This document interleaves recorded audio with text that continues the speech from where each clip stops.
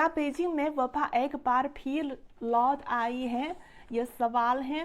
जी हाँ, बिल्कुल, ये बहुत अफसोस की बात है क्योंकि गुज़िश्ता तकरीबन 2 माह में बेजिंग में जो वायरस के कोई केस मकामी तौर पर कोई मकामी केस की तस्दीक नहीं हुई थी।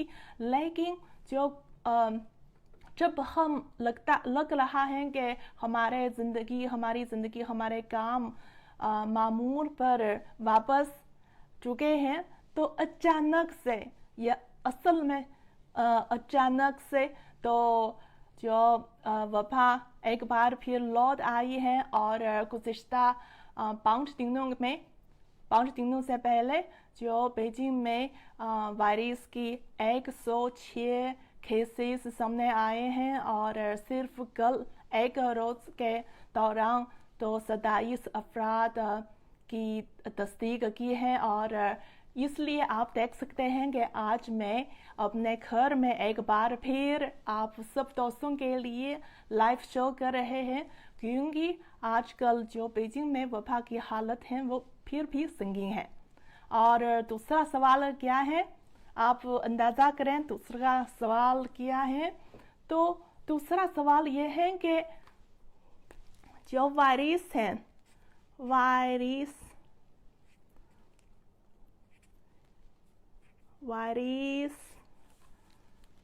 कहाँ पाया गया है?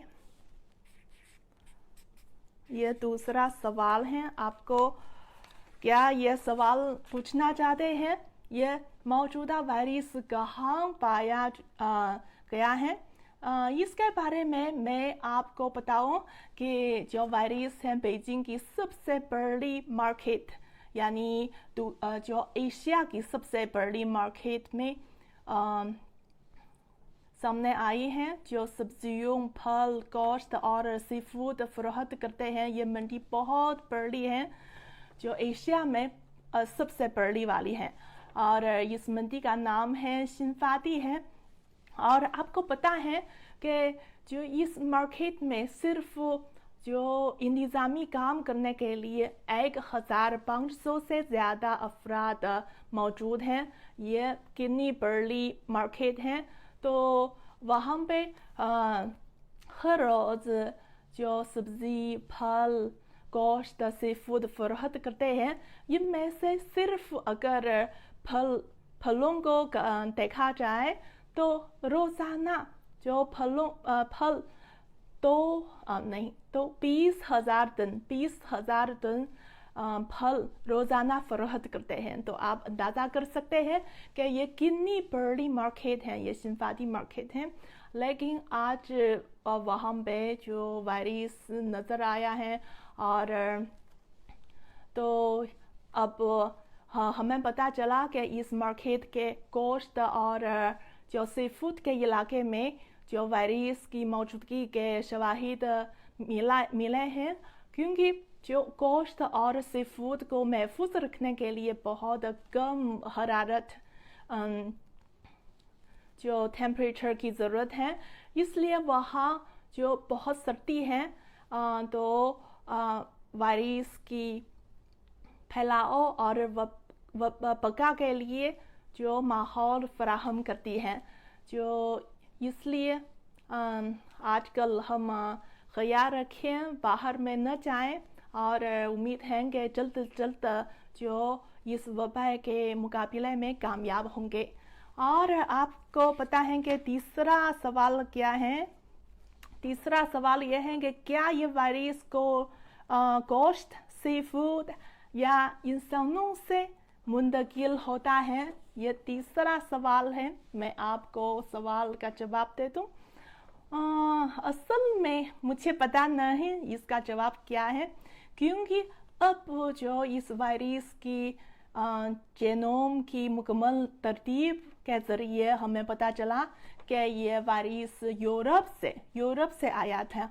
लेकिन यह वायरस कैसे बेजिंग में आ सकते हैं और ये मुंतकिली का तरीक़ाकार क्या है और क्या किसी फ़र्द किसी फर्द के ज़रिए पहुंचा है, या जो गोश्त या सी फूड के ज़रिए यहाँ आए हैं, अभी जो पता नहीं है, अभी जो तहकीक की जा रही है, इसलिए हम थोड़ा वक्त इंतज़ार करें तो पता चला कि यह कैसे बीजिंग नज़र आया। और जो आपके बारे में, इसके बारे में, इस वबा, बीजिंग की वबा की हालत के बारे में आपके क्या सवाल हैं, आपके क्या क्या जानना चाहते हैं, तो सब कुछ कमेंट्स में मुझे बता सकते हैं, ताकि मैं यहाँ पे या जो कमेंट्स का जवाब दे सकती हूँ कि ये आप क्या चाहते हैं। और ये चौथा सवाल है। चौथा सवाल क्या है सॉरी, कि मैं बीजिंग में वायरस के नए वाक़यात की तस्दीक के बाद लोगों की ज़िंदगी क्या असरात मरतब हुए हैं। ये अच्छा सवाल है। असरात तो कुछ न कुछ हैं, लेकिन ज़्यादा नहीं है, क्योंकि आपको पता है कि तकरीबन 4-5 दिनों से पहले जब यह वायरस पता चला है, तो उस रात को, उस शाम को मेरे दोस्तों को और मुझे तो मुख्तलिफ खौफ मौसूल हुई हैं।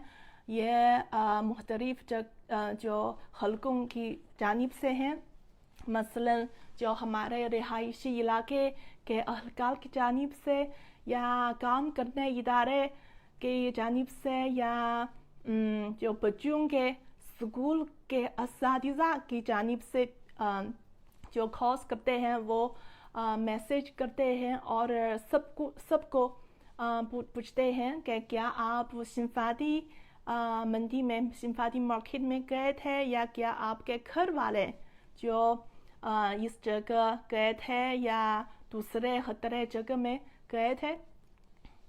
अगर आप वहाँ गए थे तो सबको जो कोरोना वायरस की जांच कराना होगी। और अब तक बीजिंग में तकरीबन 2 लाख से ज़्यादा अफराद को टेस्ट किया गया है। और जो एक और बात मैं काबिल ज़िक्र हूँ कि जो टेस्ट करने की फ़ीस है और जो आने जाने के लिए एम्बुलेंस के ज़रिए आने जाने की फ़ीस है, बिल्कुल नहीं है, बिल्कुल फ्री है, इसलिए आम लोगों के लिए कोई परेशानी नहीं है। तो ये बहुत अच्छा है, अच्छा तरीका है।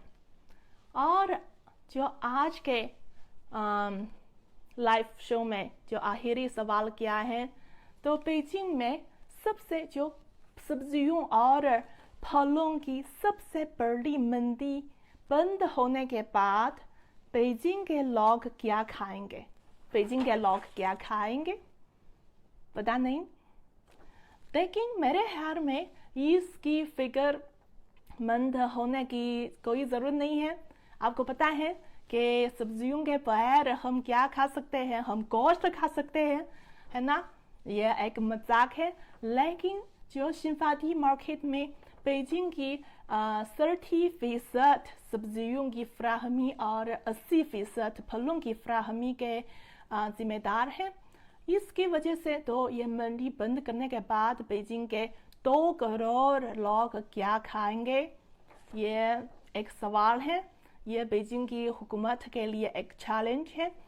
तो बीजिंग हुकूमत बीजिंग के अवाम की जो सब्जियों और फलों की फ्राहमी की ज़मानत के लिए बहुत ज़्यादा जो इक़दाम इख्तियार किए हैं। और इस सिंफाती मार्केट के करीब 2 आर्जी मार्केट खुले और मुल्क भर से आने वाले सब्जी और फल तो ये 2 आर्जी मार्केट में जा सकते हैं।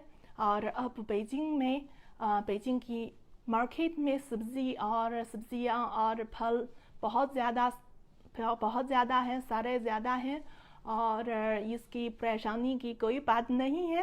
तो कल क्या शायद मैं आप सब दोस्तों के साथ बीजिंग की मंडी में जा सकते हैं, बीजिंग की मार्केट में देख सकते हैं। तो आज के लिए ये तकरीबन इतना ही है। और बीजिंग में एक बार फिर वबा लौट आई है और ये बहुत अफसोस की बात है, लेकिन उम्मीद है कि बीजिंग जो इससे पहले माजी की तरह इस वबा के मुकाबले में कामयाब होंगे। और आप बीजिंग की इस नई जो वबा की इस नई लहर के बारे में क्या जानना चाहते हैं तो सब कुछ कमेंट्स में मुझे बता सकते हैं। और उम्मीद है कि आप सब वबा से महफूज होंगे। और मुझे उम्मीद है कि पाकिस्तान और बीजिंग जल्द ही इस वबा के मुकाबले में कामयाब होंगे और जो हमारे ज़िंदगी है मामूर की तरफ वापस लौट जाएंगे। ठीक है, आज के लिए इतना ही है। जुशी को इजाज़त दीजिए। अल्लाह हाफ़िज़।